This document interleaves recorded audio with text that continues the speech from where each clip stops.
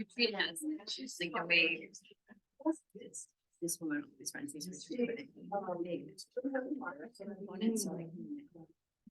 All right, gang.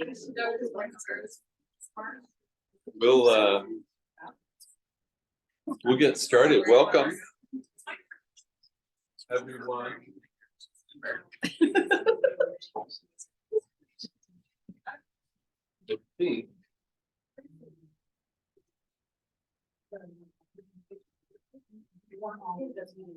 Are we screen sharing right now?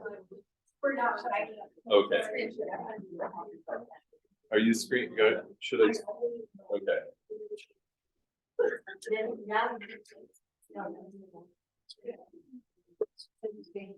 Are you gonna scroll for me too? Okay. All right. All right. Welcome everybody to the February Central Oregon Writers Guild meeting. Thank you all for coming. We'll get started. First, I'm going to tell you a little bit about what's going on this month and next month. And then we have our featured reader.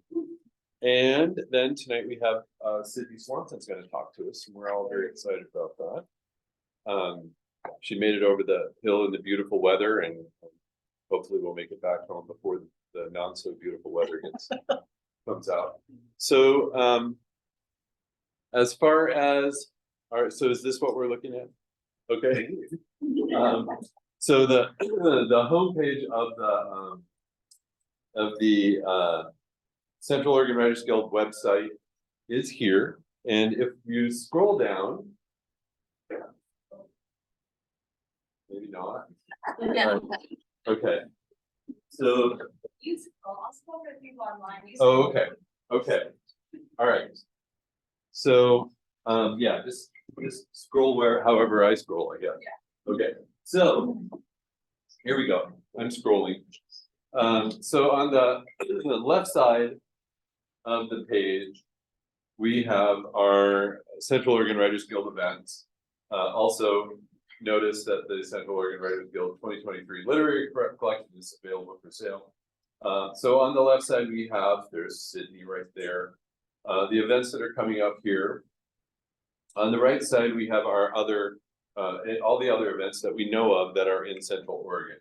So there's Cidney. Next month, we have Catherine Melsinski. Catherine's going to do a workshop. She's going to talk about first-person narrators.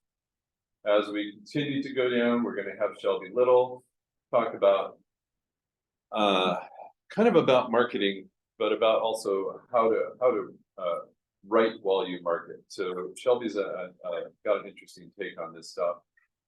Carrie Chapman in May is going to talk to us about writing historical fiction. She's got a few books out there published historical fiction. In June, our very own Julie Swearingen and Eric Frank are going to talk about writers' platforms, creating your writer's platform. And then Julie is going to actually do a build your website, your author website workshop in June, where you will come in with your laptop and you will leave with a completed website. Okay. You might notice that the price of that one's a little higher than our normal website workshops, but this is pretty cheap to get from zero to website. In July, Michael Stephen Gregory we're gonna have a writers conference here in Central Oregon in September, and Michael is kind of in charge of that. And he's gonna come in and talk to us about how to attend a writers conference and the benefits of the writers conference. We'll give you more information as we get that about the conference. It's going to happen in Eagle Crest in September. Lauren Oberwerger is she did a workshop for us during the pandemic, really crammed full of information. So she's going to zoom in for this. Irene Cooper, my beautiful wife, is going to talk to us about poetry. And if you're not a poet, understanding how poetry works is beneficial to your writing. Irene is not just a poet, but she writes fiction and nonfiction as well. So she's going to talk about the tools of poetry and how those apply to all your writing. And she's going to do a workshop to go in deeper in that in September. As you see, those workshops have RSVPs available. We only take 16 people per workshop because we want them to be nice and close and small. So if you're interested in these things, sign up as soon as you can. Kristen Dorsey, longtime friend of the Writers Guild and teacher at COCC, writing teacher at COCC, always does great workshops. She's going to be here in October. And then November, we're going to get an instructor from the Oregon State University Cascades MFA program, and we're still working on that. So that's a TBA. And then, of course, in our December, we'll have our holiday potluck. Over on the right side, events that are happening this month. Y'all are missing out on the Love Poetry Slam tonight at Roundabout, which is also why Julie's not here. Crane of Castlebaum's poetry play shots she does every month. Spoken Word Night happens both at the Commons and at the High Desert Music Hall on the third Thursday, so that's this week. Ellen, I'm not sure, I've got to assume that that's possibly sold out, but Ellen Santaciro's writing thing in Mexico is happening there. Our monthly blank pages writing salon online, a lot of different authors, workshops through the library here, memoir book club with Jessica, and then what we have going on in March there too. So as I said, this is what we know of that's happening in Central Oregon, in this area. If anybody knows of anything that is According to what I'm seeing up there, it says March events, but then it lists the February 13th workshop or meeting. oh, did I not put the right day on? Oh, You thanks. might want to update. I'll fix that. Thank you. See, what I do is I copy and paste stuff and then I don't check myself. So I will fix that. I appreciate that. Cameron, Cameron, frequently when I send these out, I get an email from Cameron that says, hey, by the way, I really appreciate that. Thank you, because I don't have anybody to check me and I'm getting old. So if anybody knows of anything that's going on in Central Oregon that's not on there or something else, email me at centraloregonwritersguild@gmail.com. Let me know and we'll get it on the calendar there. So I'm just going to pass this off at this point to Mary Krakow, who is our featured reader coordinator, and she's going to introduce our reader. And there you go.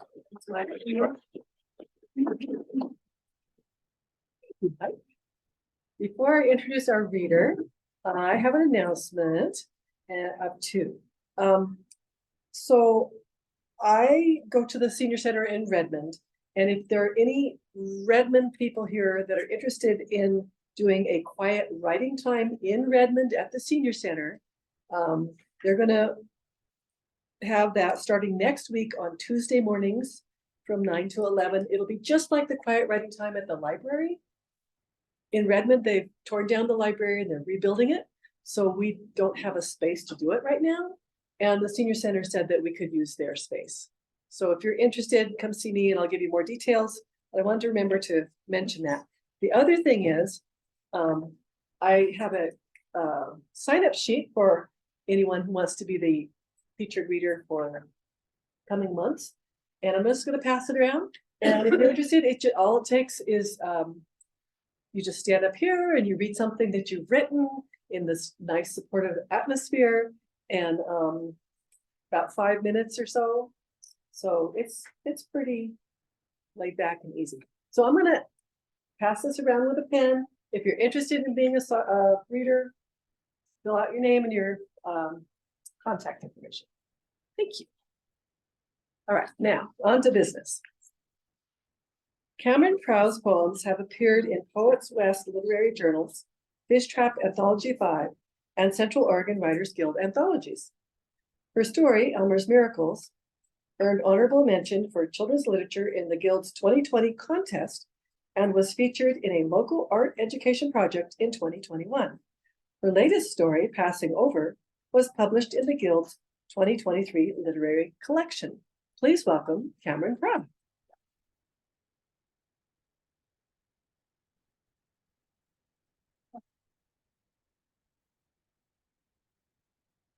Before I start my part, I want to throw a PR thing out there. Excuse me. Is this thing on? Okay. I can't hear me, but you can hear me. Okay. First Wednesday of every month, Paulina Springs hosts an open mic for poets and songwriters and other writers of interesting things. I've been going to that off and on the last several months, and it's a totally different group from Redmond or from Bend. So you get a different venue, you get different people, new people to meet and interact with. And there's something about putting song lyrics for me or poetry. So hearing somebody put those two genres together and come up and sit up at the front of the room and play their whatever they're playing is really interesting, and it adds an extra dimension to poetry that I really like. So you might check that out on the Paulina Springs website. It's generally the first Wednesday of the month, 6 to 8 p.m. And they're very welcoming and kind to us there. Back in 1995, I took a writer's workshop from Fish Trap. Teresa Jordan was my instructor. And one of the exercises we did was to take a photograph and write a story about what you were seeing in the photograph. And the one I had showed a young man leaning against a phone booth on a busy street. So actually, there were two exercises. First, I wrote it from one point of view, and then I picked a different character and wrote it from the other point of view. So the title for the piece was You Should Know. Dear son, I'd like to tell you something. How accepting the possibility of becoming a parent on my own terms brought you into my life. When I was carrying you in my heart, no one could tell. Nothing showed on the outside. No big stomach for me, no baby showers, no understanding looks from other people at work when I came in late some mornings. Months before your arrival, I had been expecting 3-year-old twins from Colorado. So small, so young to have to start their lives over. No one I worked with had known the dream I was chasing. The uncertainty I lived with about whether the adoption across racial lines would be approved grew daily, but did not show where others could see. The social worker's announcement that the twins had gone to another family killed the expectations and plans I had made to give my 2 children a new life full of hope and promise. Not even your father understood how I felt, so I carried the grief alone. But I pulled myself together and tried again. A year later, word came that a 5-year-old boy in Los Angeles was ready for a family. There were few options available to either one of us at that point, so I made new plans to accommodate your special needs. Still, you have never forgiven me for the sin of deserting you each weekday morning for a job with family insurance benefits. In your eyes, I was the same as the woman who had promised to be your mother, then never saw you again. I came home every night, but you felt only the pain of our parting, never the joy of our reunion. And then the second point of view is from the young man standing in the picture. Dear mother, what I don't understand is why you wanted me. You're nothing like my foster mother. Gloria took care of everything. All I had to do was color within the lines. Why did you bewilder me with so many choices? Bugs Bunny or the Roadrunner? Maple syrup or strawberry jam? Green socks or brown? The Superman t-shirt or R2-D2? The world I grew up in was so much simpler, black and white. but mostly Black. Everyone in my neighborhood knew what to expect and the futility of dreaming. Where you lived, there were no lines on the sidewalk, no boundaries to tell me where I belonged. Every choice I made in my first school was wrong. Wrong actions, wrong friends. The only thing I did well, climbing on the jungle gym, was forbidden for first graders during school hours. You brought so much change into my life. A new family, new relatives, new school, new state. None of my classmates or teachers was Black like me. Why couldn't you leave me where I was? I was happy then.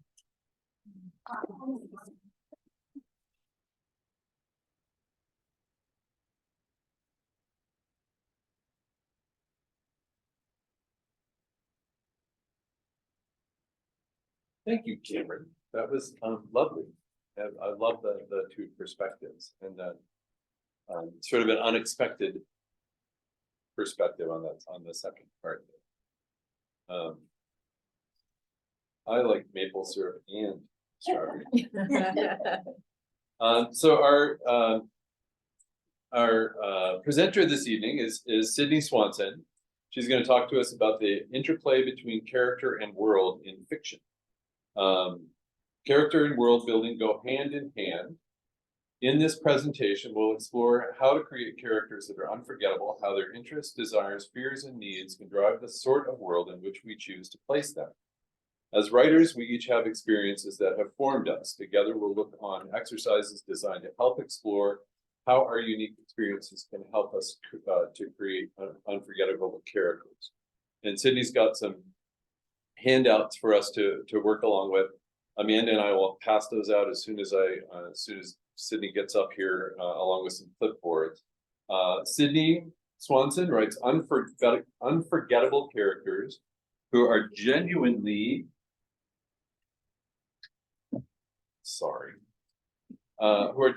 shocked to find themselves thrown into perilous sci-fi / fantasy situations. Cidney's complex plotting and character arcs have garnered awards, including Kirkus Review's Best in Teen YA 2012, an SCBWI Spark Honor Book Award, K Snow Award, and the 2020 Good Story Grant. Cidney writes full-time, she was just telling me about that, butt in chair all day long, dividing her year between Oregon and Florida with her family in entirely too much rain. Her website is Cidney Swanson, CIDNEY, Swanson.com. And welcome, Cidney.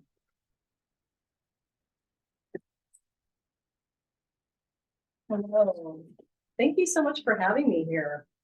I'm gonna make one request. I'm gonna make sure and leave time for questions at the end. And if you don't mind holding any questions that you might have, that would be great for my brain, because my brain will rabbit trail right off my talk, unless I stick to it. So here we go. I am a full-time writer of young adult fiction, and I quit my day job in 2009, right as everybody that I knew was struggling to find work. I do not recommend this unless you can't not do it. So, like, that's okay. So in order, I think I'll be good. That would be, yeah, a little bit more light. My eyes are old. They don't distinguish the black and white like they used to. So in order to kick off, thank you so much, our session on character and world, I'm going to tell you a story about how I stopped writing. As an author, one of the questions that I get all the time is, how did you start writing? And but I'm not going to tell you about that. Well, I'll tell you about that, and I'll tell you about how I stopped. And then we will examine how that story that I told changed as I became curious and started asking questions about the story that I was telling about myself. Creating characters is all about staying curious. So here goes the story of Cidney, the story writer. When I first answered that question, how did I become a writer? It sounded pretty much like this. I wrote my first stories as a 7-year-old, part of classroom assignments, And then I wrote stories all the way up through somewhere in middle school. Although I kind of petered out eventually, and I stopped writing stories and was only writing poetry and essays and long letters to my grandma for my high school years. And then I picked up story writing again sometime after I had kids. So that's how I used to answer that question. It's a simple, straightforward story, right? But once I had told this story a few times, I realized that there were questions that I wanted answers to. Well, there was one question. Why did I stop writing stories? And once you've asked your brain a why question, you have opened a can of worms. So our brains love to seek out answers to questions, and mine would not let this question go. So one day, I'm flipping through a box of old papers, and I got my answer. I found a 38-page mystery story that I had written in 7th grade. And the whole thing came back to me. I was an incredibly nerdy sci-fi geek in middle school, and I did not have a lot of confidence. I had extremely low confidence, even for a middle schooler. But I knew I could write. That was the one thing that I knew I could do well. Until one day, our class, not one day, one 6-week stretch, our class did a unit study on writing mystery stories.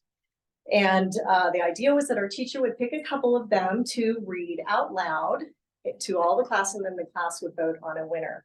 So I spent weeks on this story, and I knew that it was great compared to most of the 1 or 2 page things that my friends were turning in. And so I got picked to read the story, and I read the whole 38 pages, and the whole class just kind of melted into their chairs and zoned out. And I lost the contest to my best friend by 1 vote. Her 4-page, I wrote it last night, story beat my story. And I never wrote another story throughout middle grade or high school, or until my senior year in college. So the question, why did I stop writing, turned out to have a very interesting answer.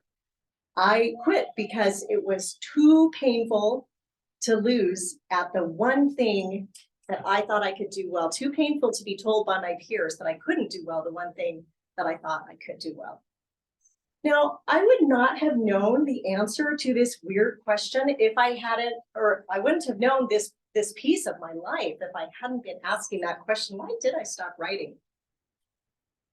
We get our stories when we go digging, when we ask questions.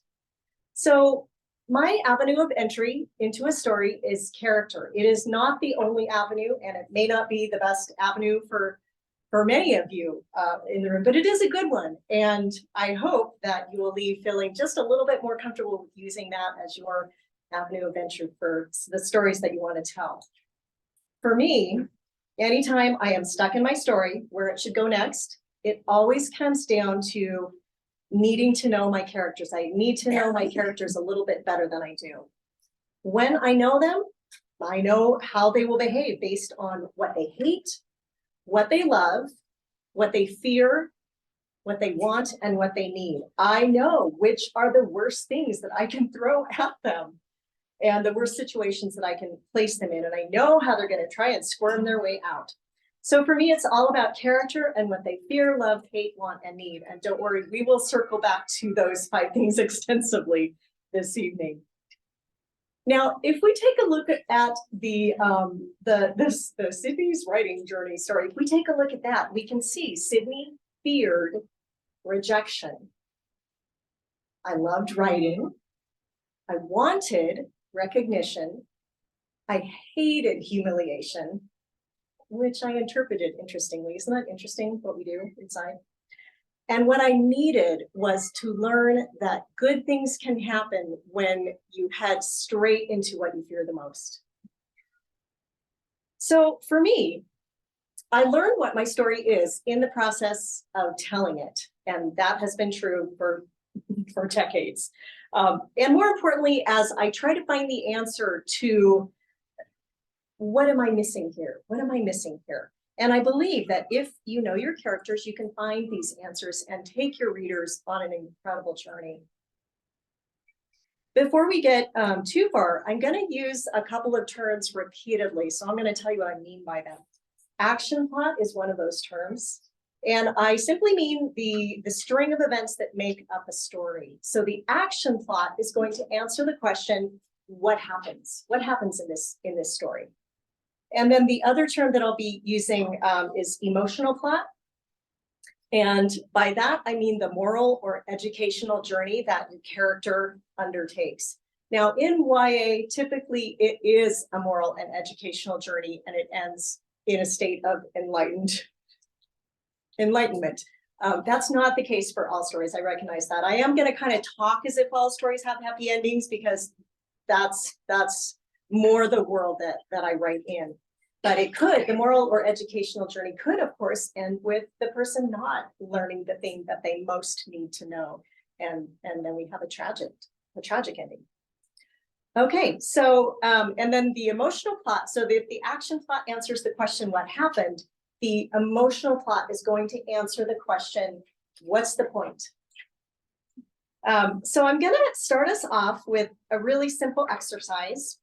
For those of you who are writing a story or a novel actively right now, you can feel free to apply it to your own work. But if you're not, here's what I want you to do. I want you to think about the best book that you have read lately. And I want you to write that title down, and we'll do like a 2-minute, we'll take like 2 minutes to do that. I'm gonna have you write the title down, and then write down the character or characters that you liked. And why did you like them? What made that book hard to put down? Why did you care what happened to those characters? So that's on that handout that you have. Hopefully, if I typed it the way that I intended to, there should be a question asking you which favorite book, write the title down. And again, if you're writing something, you can go ahead and talk about the character that you're writing as opposed to the book you read. But we will be jumping back and referring to this a couple times. Okay, so 2 minutes Cidney, from now. Yeah. And you can let people know on the website, on the COWG website, where Cidney's presentation is. At the bottom of that, there's a little link called Cidney's handout, for if you're at home, you can open it up. Oh, okay? good. Okay, so 1 minute and 45 seconds to go. Go.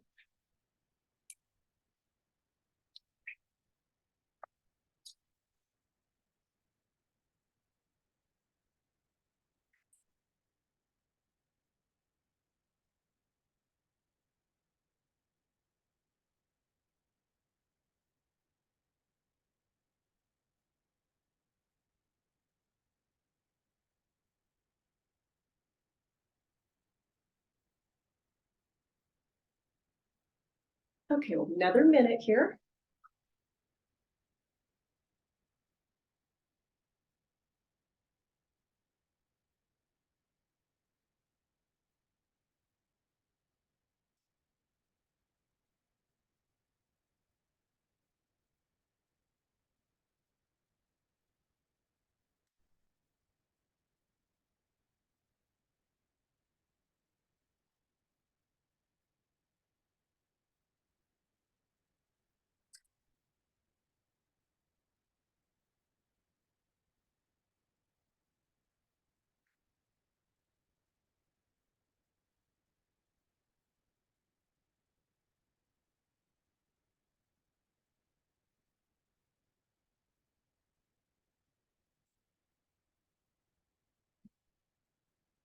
Okay, so I do see a lot of pens at rest, so that's good. So we'll set that aside, and we are going to be returning to that character that you just wrote about.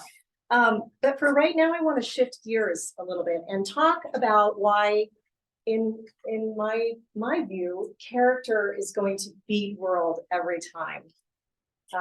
So what I am known for versus the cold hard reality. So what I'm known for as a writer is creating vivid, real feeling worlds with fantastical elements. And this is fascinating to me because I don't think of myself as a world builder. I just don't. For me as a writer, it's not about world, it's really about character, which you're picking up on by now. And I don't really think of my worlds as being all that special, but having said that, they are nonetheless a place that readers love to return to. They love to spend time in these worlds that I have built. And my belief is that they just want to spend time with my characters. So why do I bring this up? Well, I think that you can have the most compelling, amazing fantasy or real world imaginable, but if your readers don't find the characters compelling, chances are they're just going to set it aside and continue with it. Now, I learned this early, and I'll tell you another story, how this lesson really came home for me. So I grew up watching Star Trek with my dad. I was 3 when I started watching it, and my watching consisted of hiding behind the lounge chair until the scary parts were done. But eventually I would watch the whole thing with him. And by the time I was 10 years old, I was a complete Star Trek nerd. I was a Trekkie, and we didn't have nerd or geek, that we didn't have that language then. I think dork maybe might have been what, I would have called myself, or people would have called me. Anyway, so when I'm in 5th grade, my friend gives me the best book ever. She gives me a book called The World of Star Trek. And my birthday was at the end of the school year. So that meant I had the entire summer to read that book and reread that book and reread that book. And I was so excited by the time 6th grade rolled around, because I had this book that I was going to tell everybody about, and they were going to be so excited because it was the best book I had ever read. You can imagine what happens. So none of my friends cared. Mark Jaloski did borrow the book from me during library time one day, but that was the extent of it. And Mark wasn't even my friend. He was just a kid in the class. This was a solid mystery to me, how no other people could be interested in this world that I found so compelling. And I hit a brick wall when I tried to answer that question. How do you interest someone in a world that you love? But here's the thing. It was actually the characters that I had followed all those years. Watching Star Trek as a 3-year-old was confusing. The worlds were very confusing, in spite of the fact that everything about adults is confusing when you're a kid, right? But there was this thrill that I experienced again and again. It was the thrill of moving from danger to safety with characters that I cared about. I wanted Mr. Spock to not die in the duel of Khalifi on Amok Time. That would be the name of the episode. Yes, I did used to make a game of naming all the episodes by that little flash of picture. My sister didn't want to play this game with me. I loved Uhura, and I wanted her to escape the wicked gods and get back on that ship and start communicating. I loved these characters, and I would follow them anywhere, including rereading World of Star Trek over and over again, because it gave me little insights into their lives. Readers will follow you anywhere if you give them a character that they can't look away from. And this came home for me as an adult writer pretty early on in my writing career, with a book called Saving Mars. And this book gave me the answer to the question. Oh, thank you, Amber. There it is right there. This book right here gave me the answer to the question, how do you interest someone in a world that you love? So decades later, after the whole Star Trek debacle, I was very familiar at this time with the fact that my friends and my family were not going to necessarily be interested in the things that I found fascinating. And I can be a little intense in my special interests. Maybe some of you are that way too. But my parents used to get me up in the middle of the night to see things like a comet or the aurora borealis or the planet Mars. And thanks to this practice of theirs, I have been in love with the planet Mars for most of my life. Not Saturn, not Mercury, not Jupiter, just Mars. It was identifiable in the sky thanks to its peachy gold color, and that meant I could find it as a little kid, and I loved it for that. And then later I fell even more in love with Mars when I read Ray Bradbury's The Martian Chronicles. But my own kids and, you know, my friends and even my husband didn't really share this deep and impossible love for the planet Mars. Until one day I realized that I could I could persuade my family to become interested in Mars if I gave them a character to root for. And it worked. I wrote a book with a heroine who lived on Mars and for whom Mars was the measure of all things. She really loved her homeworld. Now, this book did go on to become it was my most heavily awarded title to this day. But more importantly to me, it was the title that showed me the power of character over world. Within the space of less than a year, my kids and even some extended family of mine fell sufficiently in love with the red planet that they agreed to take a big old road trip with me down to NASA Ames to be there on the night that the Curiosity rover landed, August 5th, 2012. I could never have talked them into this, and trust me, I had tried. Let's go to NASA the next time we're out at Disney, you know. So the lesson was clear though. If I could get people interested in a character, then I could get them to be interested in a world. I want to give you some of the most useful tips that I have ever found for helping to get your hooks into a reader when it comes to character. I did not come up with these myself, but I have used them again and again and again. And huge acknowledgement to Cheryl Klein, who is an editor over at Algonquin. And so these four ways to get your hooks in your readers are from her. And I use them every time I write. Number one, create a character who is interesting. David Chase, the creator of The Sopranos, said, it doesn't matter if your lead character is good or bad, they just have to be interesting and they have to be good at what they do. And this clearly really stuck with me. It's something that I think about whenever I'm creating a character. Create a character who is interesting. Next, number two, create a character who is skilled at something. This is powerful. And this is where that line in that the write-up about drawing on our experiences, that's where that would come from. Create a character who is skilled at something. I suggest, why not create characters with skills that you already have? You've got the knowledge base. You've got the nerddom, the geekery, whatever you want to call it. What is it that your friends and acquaintances praise you for? What do you do well? What are you skilled at? And that can be a skill. Why not give it to a main character in one of your stories? Or if not, you know, learn a new skill. Number three, create characters who educate me. This could be because it's set in a new country or a different world. Novelty is something that we love as humans. We chase it. Create characters who educate me. And finally, the last one that I have used from Cheryl Klein's list forever, create a cool factor. A character who can fly or turn invisible or talk to animals or run the 100-yard dash faster than anyone else. These four things, they're hard to look away from. We're wired to pay attention to this stuff. So if you're having trouble feeling like, how do I get characters written that are gonna get their hooks into people? These are four things that I turn to again and again.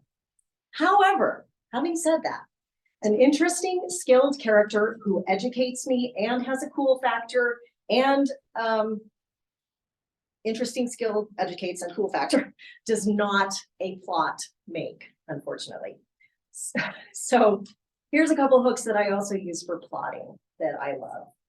At the risk of being completely obvious, create action for your characters, make them do things and suffer things.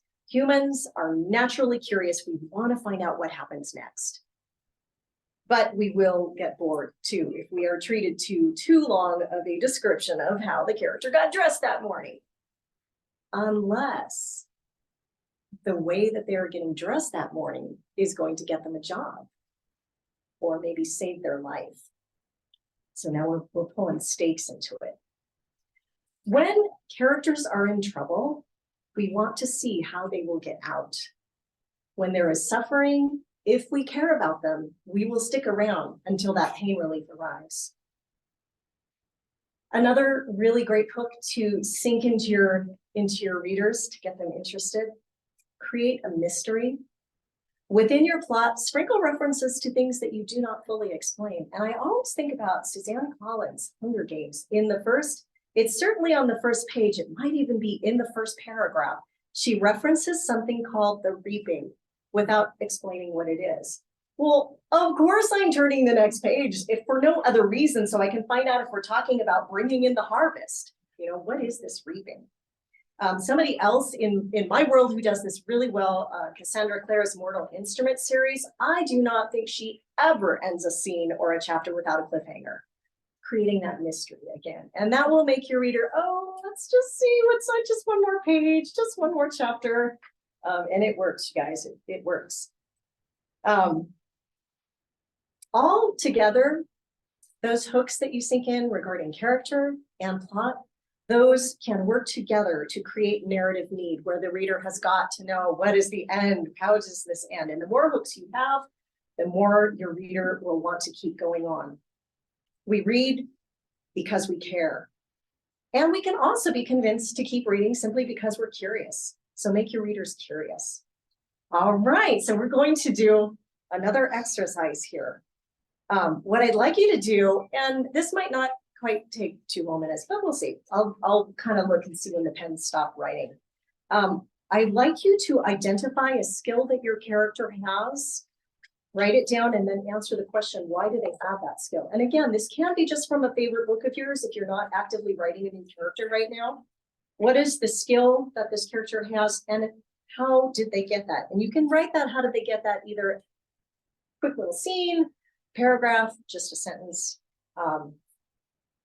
We'll go ahead and do that. I'm still talking, here we go.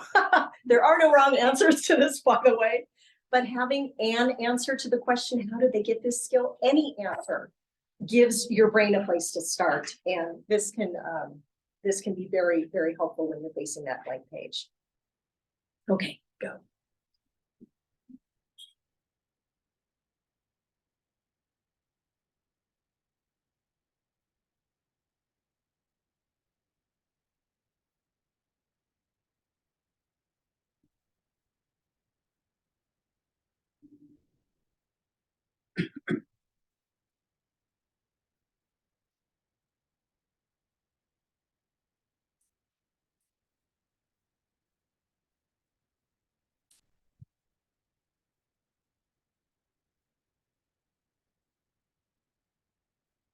In just another half minute or so.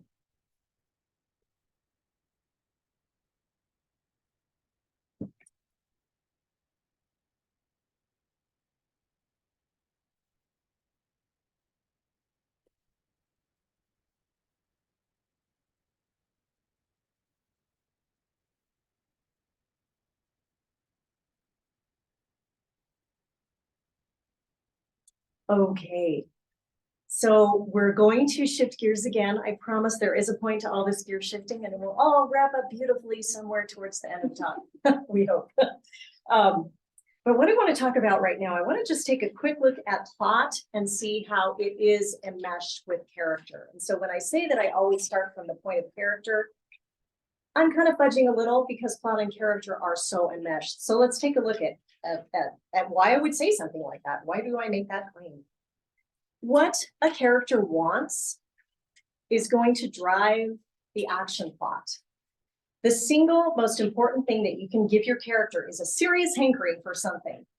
And if your character doesn't want something and want it pretty badly, you are in danger of not having a story.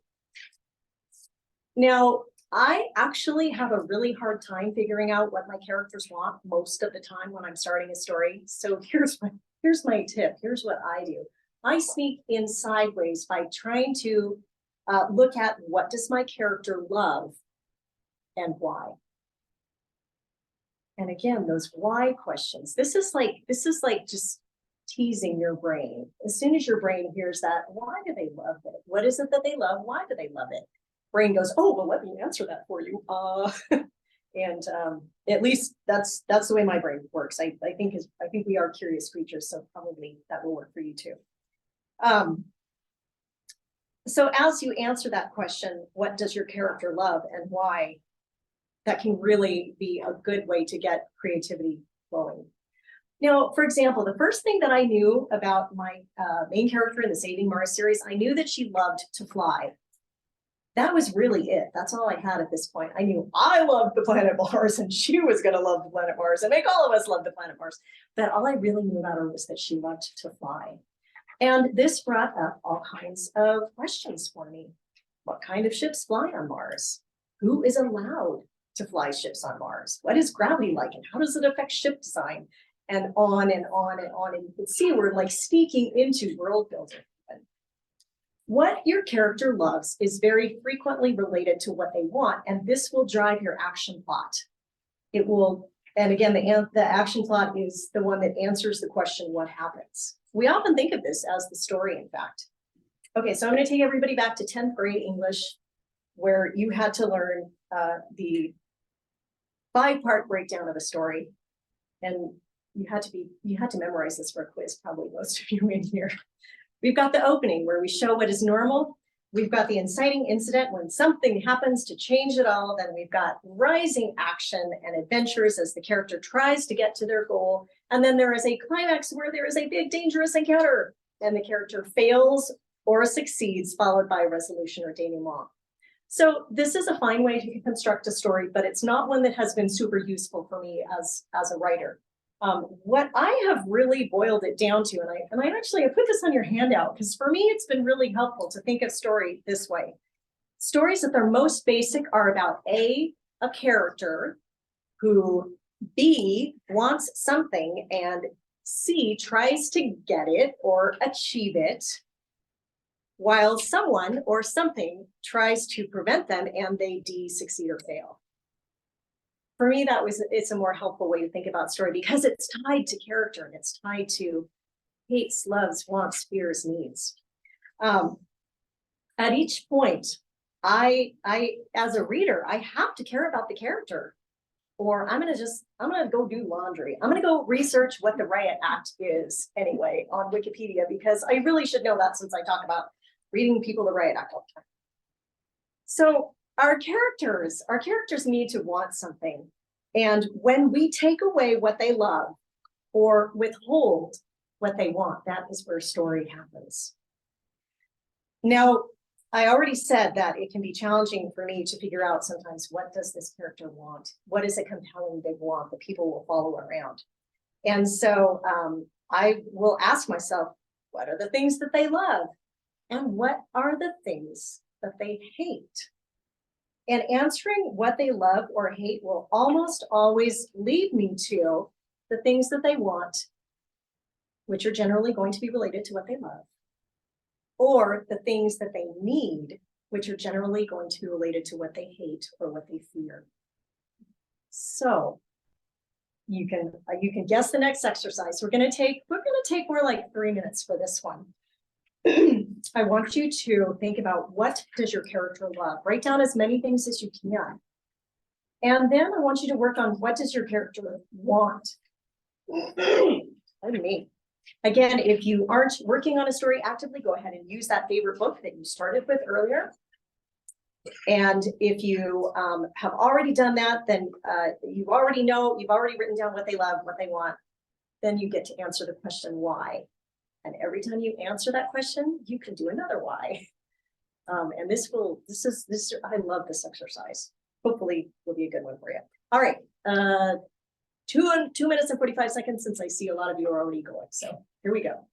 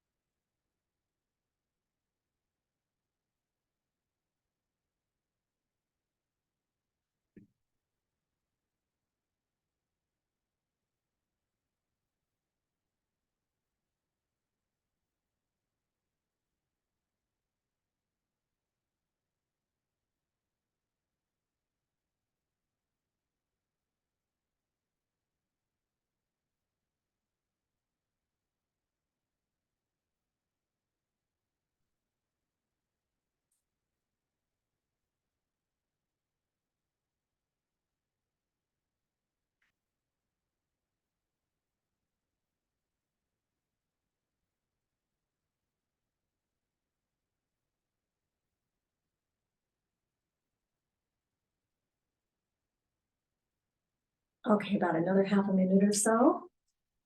Think of all the fun homework you get to take home with you.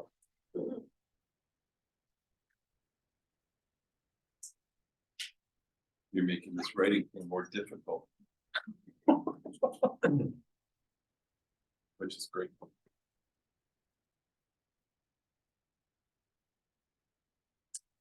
Okay. So we've looked a little bit at my claim that what a character loves and what they want drives the plot, drives the action plot. But there are two other things that can drive the action plot forward. And those are what a character hates and what they fear. Before we get too far away from wants, I just want to do a quick caveat though. We get interested in a character usually because they want something and we're curious to see, are they going to get it or are they not?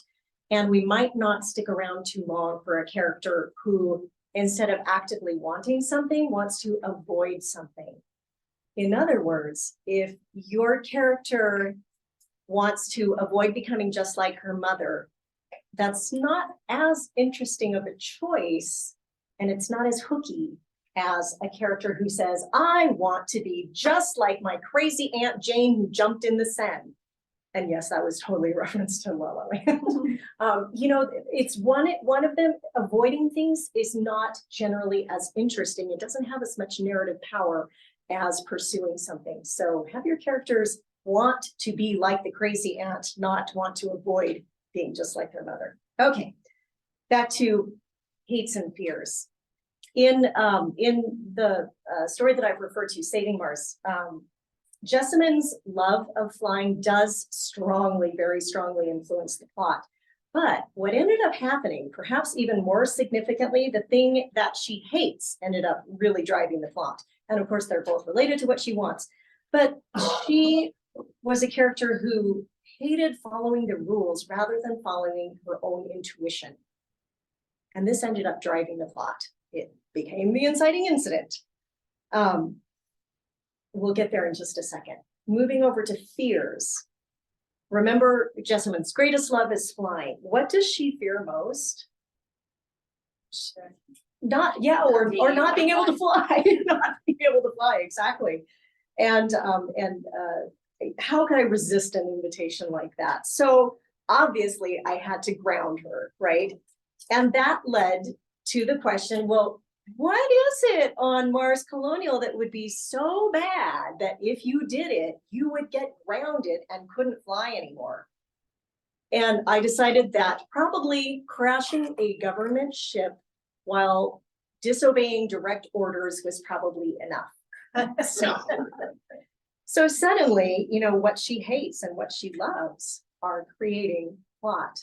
They're informing me more about the world as well. All of a sudden, we are in world building at this point. And for me, world building always happens as an answer to the question, in what kind of world would this happen? And I'm interested in fleshing out that world because I want to take my character through this journey of getting grounded from flying. And what do you do after that? So in what kind of world would this happen? In what kind of environment would amp up the pressure on my character?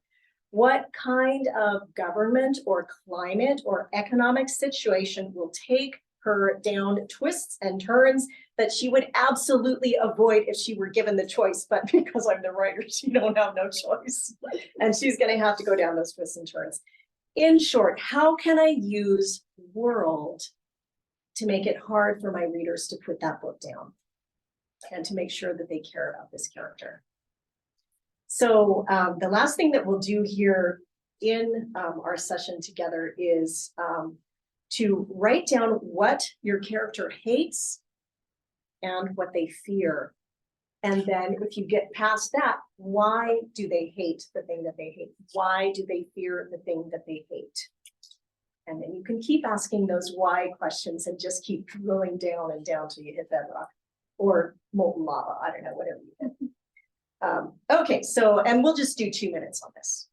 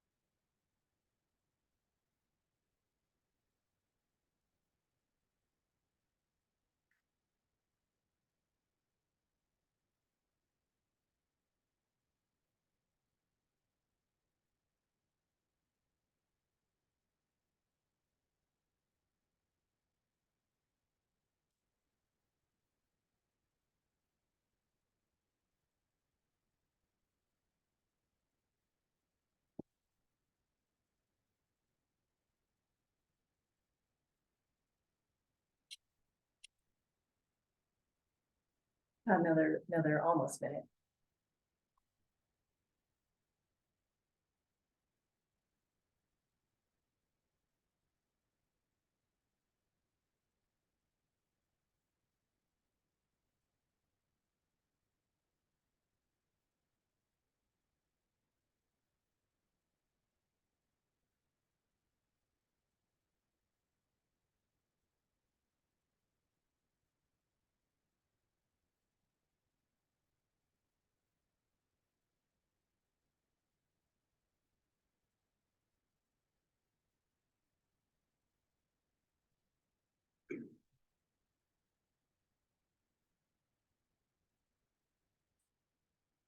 Okay. So up till this point, we've been talking a lot about action plots and how what your character hates, loves, fears, and wants will drive that action plot. But there is also, in addition to an action plot, a good story will have an emotional plot, which is about the change in your protagonist. You would think that what a character wants would drive the emotional plot. Wants are intense, they're emotional. And yet what I find, both in examining stories that others have written and in preparing my own, is that what a character wants typically does not drive the emotional plot. The emotional plot is usually driven by what they need and not what they want, not what they hate, not what they love, not what they fear. They usually, a character, generally speaking, will be very unaware of what it is that they need. And as a writer, you should keep it that way. Don't ask me how I know this. But if you say, here is what my character needs, trust me, you're going to come off preachy. So avoid doing that. And instead, take us on a journey where what they need becomes apparent because they keep running into that brick wall again and again and again. Here is something that I also find very useful in making characters, both making them feel real and also in driving that emotional plot. And that is to give them a moral flaw and a psychological flaw. And I definitely owe this to John Truby and his book called 22 something, something, something, can't remember what it's called, but it's a great book on how to tell a story. And he talks about extensively about. Can you say that again? John Truby? No, the moral flaw. Oh, yes, psychological flaw. Yeah, Oh, sorry. yeah, no, that's good. So a moral flaw is going to be a flaw that causes harm to others. If let's say my character, she didn't have this particular moral flaw, but well, that's arguable. Let's say she had the moral flaw of sticky fingers and she was always stealing things. Well, that causes harm to others, right? She does actually end up stealing a very valuable ship at one point. That's not her moral flaw, though. That was just something she did and got in a lot of trouble for. Okay, and then a psychological flaw is going to be one which causes harm to the character themselves. So a character who, Elsa in Frozen, who refuses to get close to anyone. That is a psychological flaw. It hurts her in the end, right? She's alone in that ice palace, and then she's alone in the dungeon. And that's an example of a psychological flaw. So in addition to the story's action plot, a good story also has an emotional plot that answers the question, what does it all mean? And I like to drive my emotional plots forward by focusing on what my main characters need. In other words, the growth that will allow them to overcome their moral flaws and their psychological flaws. And as Truby will tell you in lots of examples, if you have a character that does not manage to overcome their moral flaws or their psychological flaws, you pretty much have a tragic ending because you have somebody who had the opportunity to be great, had the opportunity to be that hero and didn't make it there. And we feel sadness when we observe that because we're like, you just needed to, if you could have just. So I just finished, Chris and I just finished watching The Bear, the 2 seasons of The Bear. Oh my goodness, talk about great storytelling. You just want to shake these characters though and say, you just need to, you know, fill in the blank. And of course, as a writer, I don't get to do that. I really try hard to not do that in my stories. Okay, so yay, I actually finished 5 minutes early, which means we have plenty of time to take some questions and or get out early. The homework that I'm sending you home with, of course, is to answer the question, what does your main character need? Because while you don't want to spell it out in your book, it's really important that you as the writer know it. And then you can answer that why question, and you can even delve into looking at what might their moral flaw be, what might their psychological flaw be. But if anybody does have questions, I'm happy to take them.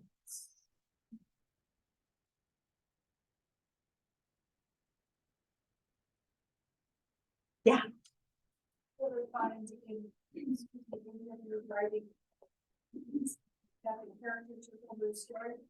Absolutely. Yeah, I have many characters that to this day, I actually, in some weird way, believe that they exist and that they told me what to say. Yeah, that does happen. It doesn't happen with every character, which is kind of interesting, but there are for sure some characters that I've written that I'm just like, whoa, okay, let me get this down as fast as I can. And then what and what, you know, so yeah, they'll take over the story and drag it away. I wasn't seeing at all. Yeah. How long is your research process? Sure. So this is going to depend on what kind of story I'm telling. I've got, I guess, 6 different series right now. Some of them have taken almost no research at all. But the ones, I have 2 series set on Mars. Oh my goodness, because I wanted them realistic about the real Mars that I really love. Lots of research. One thing, I mean, months, you know, and it's ongoing. Typically, what'll usually happen is I'll be writing along and I realize, oh, I need to know what is the speed of sound on Mars, because sound doesn't propagate the same way on Mars that it does on Earth because there's such a low pressure environment. So what is Mach 1 on Mars? And, you know, so there'll be something like that that I need answered. And sometimes I will just go ahead and dive right into the research. I have friends whom I admire greatly, who just put like a little asterisk, asterisk, asterisk, Mach 1, and then go back and do the research later. But generally, I am not disciplined enough to do that. The brain loves the questions, right? So once I don't know what Mach 1 is on Mars, I'm probably going to write it down.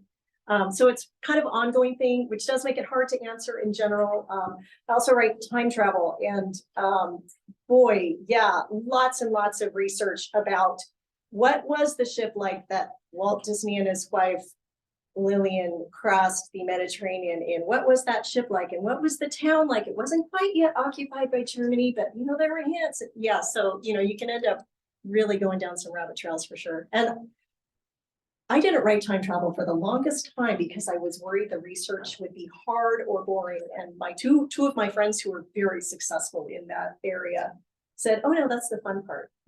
And they were totally right. It really is the fun part. Yeah. And Denise. Oh no. It had to do with the question before. Oh, okay. Oh, okay, if a character is taking over, you let them. If it's not a main character, what do you do? Yeah, so what I find useful, I mean, somebody who could do good brain science could probably tell me what's actually happening there. What I find helpful is just to run with it, for as long as it goes. And then later in edits or revision, I might decide, oh, you know, I really was having a little too much fun all by myself with this character, and, you know, the kill your darlings thing. So, but yeah, if that voice is there and it's strong, and all of a sudden, oh, we're moving over to this room, but I thought we needed to be here because we need to get to the airlock. Why are we going over there? I have learned to just go with it and walk away from the airlock because now we're going over here, and see where it takes me.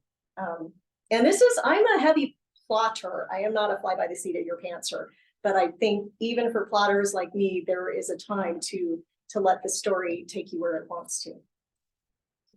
Yeah. Do you ever find an ancillary character becomes the protagonist? Because you can't see them clearly? Oh, you know, maybe not exactly in the way you mean, but yes. So the time travel series that I talked about, there were three friends, three young women living in Santa Barbara. And I thought the book was going to be out about the one who was the protagonist in the first book. I thought the series was going to be about her. And then, and then it wasn't. It was until it wasn't, because that second character became so interesting to me and so loud in my head that I realized, oh, okay, book 2 is going to be about Jillian. It's not going to be about Hallie. So yeah, sort of. Does that answer? Yeah. Okay. Yeah. I have a Yeah. kind of a, Oh. I was gonna say, I've got kind of a question that speaks to that from someone at home. Nadra asks, how many characters can you fully develop at one time with the outline that you just covered? Ooh, And do you fully develop all of the characters? My writing life is so much easier when I do go to the trouble of fully answering those questions for as many characters as possible. I think I've got 15 distinct important characters in the Mars series, and I know this because my narrator needed to ask me, what accent does this one speak with? What's the educational, background for this one? What's the accent here? So I had to work with that narrator. That's why I know there's 15 of them that, that were getting that level of question answered. What I'll find is sometimes when I'm just like, oh, I don't need to do that. I've done that so many times. Like, it's just going to happen in my head. It'll be fine. Often I will come to a standstill, and it behooves me then to go back and ask those very basic questions. What does my character hate? What do they love? What do they fear? What do they want? And what do they need? So, yeah. Do you ever find that your settings and your worlds become characters in and of themselves? Oh, that's a good question.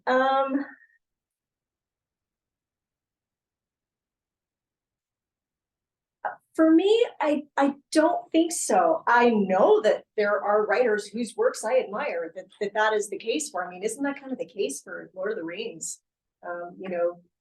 Rivendell is practically a character. But probably not so much for the way my brain works. Yeah, I would love to be that writer. Maybe the Crystal Pavilion. That might be one thing that almost takes on a life of its own, that is not sentient. Yeah. Okay. Yeah. So in writing middle grade, I find that the kids are learning skills. So would you say it's equally important to have your protagonist that's a middle grader have a skill, or be learning a skill? Yeah, I love that question. Okay, so Cheryl Klein, whom I referenced, one of her favorite areas to edit is middle grade. She's amazing middle grade editor.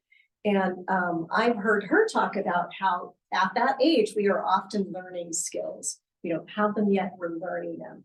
But if you can follow that path of somebody learning how to mountain climb, learning how to make a bow bun, learning how, anything that they can be learning, that process can be very hooky. It's that process of watching someone learn how to do the thing they were made to do. And, please God that we could all have that in our lives, right? Get to do the thing that we are made to do. But in fiction, you can have it that way. And with middle grade characters, I would say it is extremely compelling to watch someone who is slipping inside of who they will be, doing the thing that they were built for. So does that answer that? Yeah, I think it does. Oh, good. Yeah, please do keep in mind everything I'm saying really comes from that space of writing YA, which is, it's on the one hand, YA is filled with thriller, horror, romantasy, fantasy, it's filled with all of these things, but it does also have its own codes and rules. And so, if you're feeling like what you said doesn't really apply, you're probably right. It probably doesn't. And please don't take it as the be all and end all. Do you have any tips for writing unlikable characters who like have a lot of growth to do, almost like a anti-hero type? Yeah. Like where they're real focused, but they've got a journey ahead. Yeah, so one of the quick and dirty tips, one of the things that you can do, and I do this every time I create a character who is unlikable, is show them in a really awful situation that helps the reader understand why they are the way they are. Watch the bear. There are reasons why we are the way that we are, and some of those are very sad stories and hard to look at even. But it creates immediate sympathy, and your reader will stick with it to find out, are they gonna get the thing that they need? Are they gonna get the love they lacked? Are they gonna find, is there hope? And you can also, I mean, there are cheaper tricks than that too, you know, have them be kind to a puppy, have them be kind to a little old lady. You know, I mean, these are things that absolutely, if that's gonna work, then do it, you know, why not? But I think on a slightly deeper level, if you show a hard thing in their life that helps to explain why are they the way that they are, then your reader will really stick with you because they want to find out. This goes like Cruella. Yes, the movie, the live action Cruella. Yeah, they do an incredible job of, I didn't think I could like Cruella de Vil, but they sold me, you know. That's a good example of how backstory changes our mind about things and creates, I mean, that's what it's all about, being human, is finding those ways where we can feel compassion for those that just rub us the wrong way. You know, what a great thing to be able to do if we can. So there, I was preachy right there. Just don't write it down. Yeah, just don't leave it that way. Another question from the viewing audience. Bridget asks, do you ever have a hard time determining what your character needs? Yes. So for me, and again, very idiosyncratic, very personal. For me, I always find it useful to come in from the angle of what do they love, what do they hate, leading me into what do they want. And then somewhere along in that area is where I usually find out, oh, Jess is a great pilot, but she knows it. And she has this moral flaw of not being willing to take orders. Is it a moral flaw? Oh, wait, well, in this book and in this situation, it is. And it could also be a psychological flaw. So I guess what I'm saying is that it can be very hard to figure out what they need until it's not. And for me, the path toward what is their moral and psychological flaw, what is it that they need? Often I find that by walking through that path of what do they hate, what do they love, what do they want. Hopefully that's an answer. Can you tell us what she needed? Jess? Yeah. Jess needed to learn how to be a team player. Yeah. Yeah. And then after a lot of pain in her life, she needed to learn that it was okay to take risks. In particular, take the risk to love someone. So yeah. So what's first thing you do when you start reading? So my characters show up in my head talking. Yeah, a character will kind of show up for me, and when they get so noisy that I can't tune them out anymore, then I start listening, and then I start taking walks and wondering, do I have a story here? What would this story be? In what world would this character exist who is saying all of these things in my head? So. Counter question to that. Do you ever think of where you want your story to be and what in the genre, and then try to come up with characters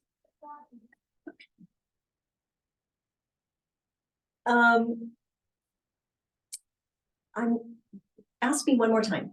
I want to make sure I'm answering the right question. So you say, you know, the character becomes loud. Yeah, you know who they are, so you know where to put them. Yeah. Does it ever come in the opposite, where it's the location? Oh, okay. You know, one time, yes. So the time travel series. One of my special interests is Shakespeare. I will talk to you all day about what he ate, where he lived in London, who his neighbors were, Yeah, even time. I will have way more to say than you ever want to hear about William Shakespeare. So when I decided that I was gonna go for it because my two writer friends, my two closest at the time writer friends were saying, you need to do time travel. You're gonna love it.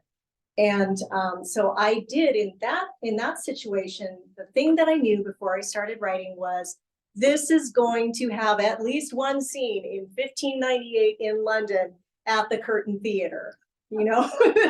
So super specific, right? But that was the first thing that I started with. And only later did okay, there's going to be 3 girlfriends. They all live in Santa Barbara. One of them's an artist with 6 siblings. One of them is an only kid. And, you know, only later did all of that other stuff. So yeah, sometimes, yeah, eat my words. Sometimes world comes first. Yeah. Sure, go to a breakthrough, right? Oh, honestly, put my butt in my chair. Okay, so go to, let me be a little less flip.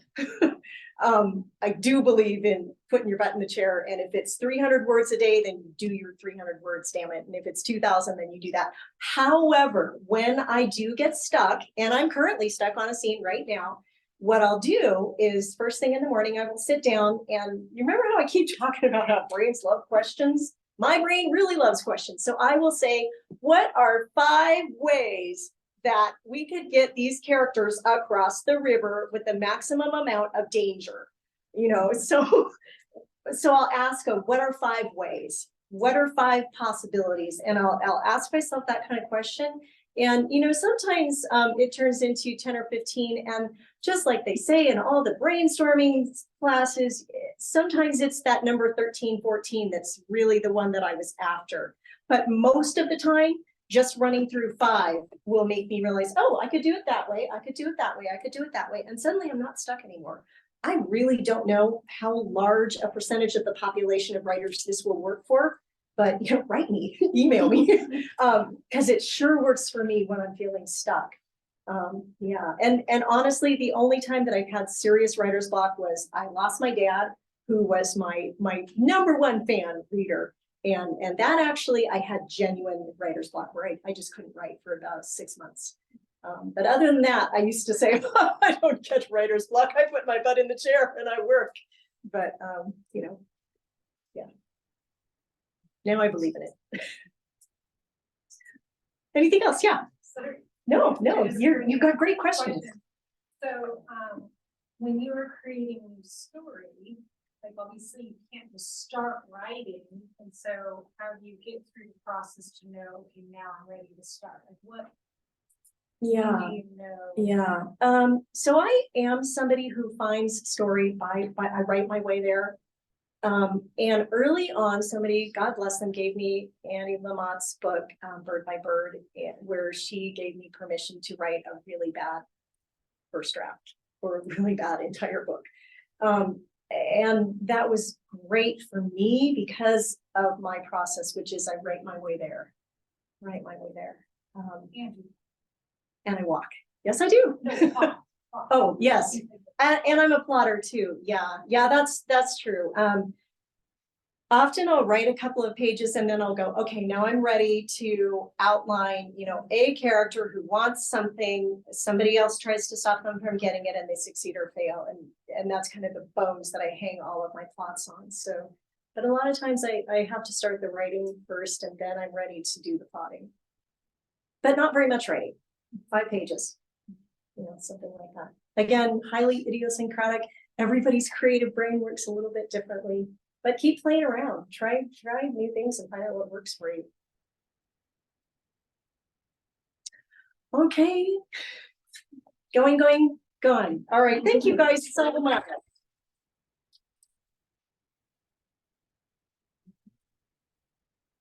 All right, thank you very much, Cidney. That was very enlightening. I took great notes, and now I'm going to go home and fix everything that's wrong with me. Thank you all for coming tonight. Thank you all for coming. Those of you who are at home for coming tonight. We're going to shut down the Zoom, and the rest of us are going to party like maniacs here, so sorry for those of you at home. So folks that are still here, there's food and beverages on that back table. If you don't have a name tag, get one and walk around and meet some people. You know, writing community is really helpful for writing. Talking to other writers, it's a very solo act, and I know that you've got a fantastic practice, and you're there for yourself on that. But I think a lot of times it's a really solo thing, and sometimes we come up with lots of excuses not to do it. And this type of thing encourages us to continue. I mean, I'm totally inspired. I haven't written anything for 3 weeks, and I'm going to just get up tomorrow morning and yeah. So thank you. All right. Thanks everyone for coming. That's great.